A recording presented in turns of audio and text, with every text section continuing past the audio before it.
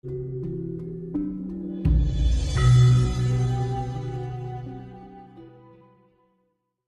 tanya surga neraka ya. Yang namanya surga itu adalah kedamaian, neraka itu adalah penderitaan. Nah, kedamaian dan penderitaan itu ada dua sifat antara maya dan nyata.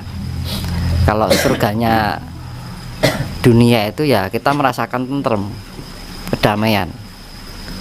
Makanya kan urip iki ya tentrem baik gitu kan. Karena kita kaya, kita mempunyai apa-apa, kita hebat, belum jaminan menjadi orang yang tentrem. Terus nerakanya orang dunia itu ya menerang didit itu neraka ya. Tinggal selingkuh ini neraka. Perasaan kan. Ya itu nerakanya orang dunia nyata itu ya gitu. Rasa kiran didit ya neraka ya. Terus tinggal selingkuh ini neraka. Terus nerakanya orang yang sifatnya maya itu ya sama aja. Bedanya penderitaan dan kedamaian. Nah, untuk mencapai itu ada langkah-langkah yang namanya untuk neraka dikurangi sidik akhirnya mencapai kedamaian. Maka terbentuknya warna, ada merah, ya kan? Ada jingga, ada kuning, ada hijau, ada biru, ada ungu kan gitu kan. Semakin kesini kan tingkat kedamaiannya itu semakin los. Akhirnya sampai ungu itu orang itu sudah tidak memikirkan duniawi sama sekali. Wis ngerasa ketentremnya seneng banget gitu kan. Nah, sama aja ketika kita masih mempunyai raga ini, ketika kita mengolah, nah warna apa yang kita miliki saat ini, ya kan?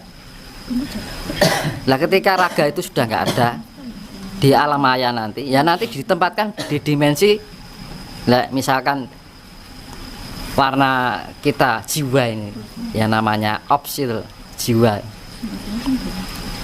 Kalau merah ya penderitaan tok di sini di alam mayanya, di ruang satu, dimensi satu. Kalau kita ada peningkatan selama hidup kita menciptakan warna di dalam ruh kita itu atau jiwa kita itu hijau, ya nanti dilevelkan di tingkat kedamaian yang hijau di dimensi ini, dimensi hijau. Ya sama aja. Jadi memang kalau kita uripe muring ya anaknya abang, nanti ketika sudah nggak punya raga, ya penderitaan di sana sama aja. Jadi perjalanan kehidupan ini akan membawa bagaimana kehidupan yang akan di alam maya itu yang sudah tidak mempunyai raga. Ya kita kan juga punya alam maya. Bedanya kan kita ada unsur tanahnya, ada unsur fisiknya kan gitu. Bedanya seperti itu. Sama aja.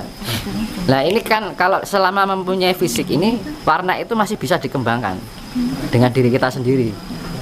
Tapi kalau ketika orang itu sudah nggak ada, yang bisa mengembangkan adalah doa. Doa yang masih ada ini. Karena apa? Unsur raga itu ada kandungan 4 unsur alam yang menciptakan energi. Nah energi ini bisa merevolusi warna yang ada di dalam diri kita, jiwa kita ini. Nah ketika orang yang nggak ada, yang bisa merevolusi yang orang mendoakan, karena itu dia sudah masih mempunyai kandungan energi. Tak setrome mbahku bentang uripe damai. Makanya ketika kita mendoakan orang yang ada, semoga dia damai di surga. Nah kan damai lagi kan, namanya kan simbol kedamaian. Makanya surga itu adalah kedamaian, neraka itu adalah penderitaan. Bedanya fisik atau non fisik. Kalau selama masih mempunyai raga, warna itu bisa dirubah oleh kita sendiri, diri kita sendiri. Tapi kalau warna yang sudah di alam maya ini, yang bisa merubah adalah putu-putu kita, cucu-cucu kita, anak-anak kita, gampangnya seperti itu. Makanya kan perlunya orang Jawa itu adat nyekar, ziarah, ya kan? Ya kita mendoakan transfer energi, mbah tak kei energiku mbah. Nah gitu, ojo disambati kan. Nah sebenarnya simpel kan gitu, berkaitan dengan warna.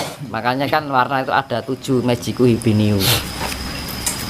Nah dalam setiap tingkatan warna itu mempunyai titik kedamaian semakin merah jingga itu kadar damainya itu semakin meningkat. Nah makanya manfaatkan sebaik mungkin selama kita masih bisa menciptakan energi dari diri kita sendiri. Karena itu namanya bilang avatar ya, seperti itu. Selama kita masih mempunyai raga, kita masih bisa mengolah energi kita. Makanya kan perlu nih meditasi, wening itu sangat penting sekali. Sebenarnya itu meditasi, wening itu sebenarnya bukan sesuatu yang hanya orang-orang tertentu, tapi itu sebenarnya kebutuhan pokok bagi setiap umat gitu. Lah nggak usah manusia, kucing aja loh kadang puasa gitu kan.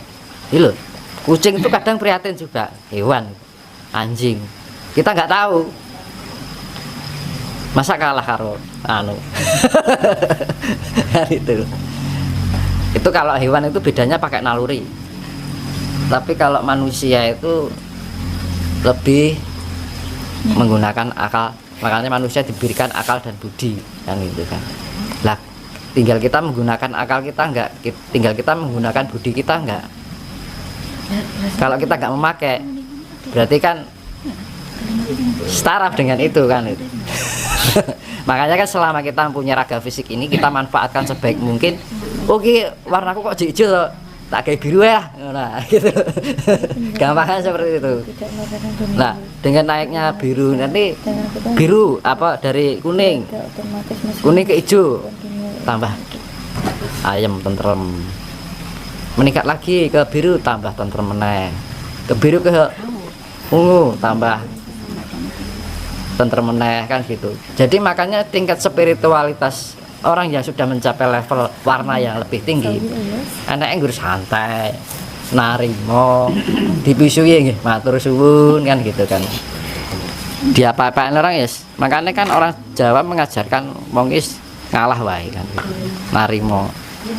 Lemah teles Gusti Allah sing bales. Itu sepele loh. Tapi itu tanpa disadari kita menjalani sesuatu proses menuju peningkatan level. Nggak usah kita memikirkan, wah ngopi ya, aku sebenarnya yang dia, Gusti Allah yang dia, nah, malah bingung tekan-tekan. Makanya kan, wah kok gula aku dewi, aku nesunan ini piye kan, piye ben aku ben gak nesunan. Kok aku cemburuan ini piye, kok piye ben gak cemburuan kan. Kan gitu. Benar kan, makanya manfaatkan sebaik mungkin selama kita masih bisa memproses energi avatar bilang 4 unsur alam ini. Makanya kan 4 unsur alam ini air, angin, tanah, api. Selama ini kan masih lengkap, ya kita manfaatkan sebaik mungkin dengan tingkat kesadaran, pengabdian. Yes, pokoknya kalau sudah menjalani itu nanti ada level peningkatan warna. Nah ketika warnanya hijau nanti ya ditempatkan di dimensi ya hijau, disesuaikan. Nggak mungkin kita punya hijau ditempatkan di dimensi merah, nggak mungkin. Pasti menyesuaikan kan gitu. Makanya manfaatkan sebaik mungkin selama kita masih mempunyai tubuh fisik. Karena tubuh fisik ini terdapat 4 unsur alam yang namanya air, angin, tanah, api. Gitu kalau dari saya. Bagaimana dengan Pak W?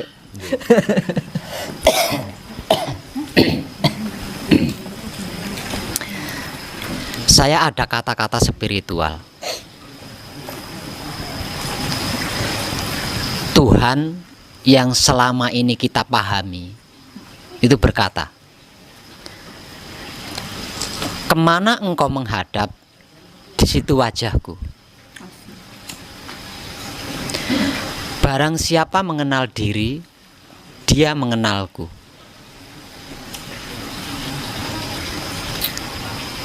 Sesungguhnya aku adalah batinnya manusia, dan manusia adalah gambaran wujud kenyataanku.